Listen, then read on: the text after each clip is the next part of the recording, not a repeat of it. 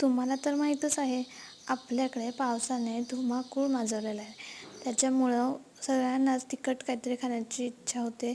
तसंच मला पण झालं, म्हणून मी मस्तपैकी मिरची आणि लसणाचा खरडा करून घेतला. त्यामध्ये जिरंसुद्धा घातलं आणि माझ्याकडं होती नव्हती तेवढी सगळी पिठं एकत्र केली. त्यामध्ये अजून काही जिन्नस मसाल्याचे घातले, जसं की मीठ, तीळ, जिरं, ओवा, हळद आणि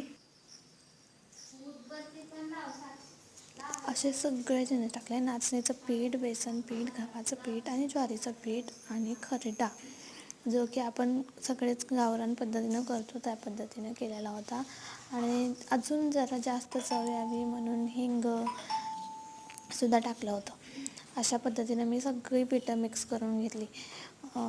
तुम्ही काय करता जेव्हा खूप पाऊस पडतो आणि तुम्हाला काहीतरी खायचं मन होतं, चटपटीत खावंसं वाटतं, तेव्हा तुम्ही काय करता ते पण मला कमेंट करून सांगा.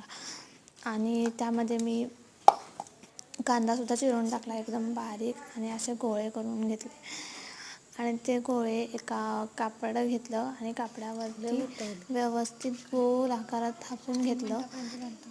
तुम्ही व्हिडिओमध्ये पाहू शकता. तशाच पद्धतीने मी थापून घेतलं. हा व्हिडिओ मी टाकणार नव्हते, पण म्हटलं गॅलरीत होता म्हणून टाका. आणि तव्याला चांगलं तेल लावून घेतलं व्यवस्थित आणि त्याच्यावरती ते असं टाकून घेतलं. जाड कापड असलं ना की मग ते पटकन असं निघतंसुद्धा लावलेलं. त्यामुळं मी कापड जाड घेतलं होतं आणि त्याच्यामुळे खूप छानपैकी ते तयार झालं. याला तुम्ही काय म्हणता ते मला कमेंट करून सांगा. आमच्याकडे याला थालीपीठ किंवा धपाटे म्हणतात. तुम्ही काय म्हणता तेही मला कमेंट करून सांगा. व्हिडिओ कसा वाटला तेही कमेंट करून सांगा. थँक्यू.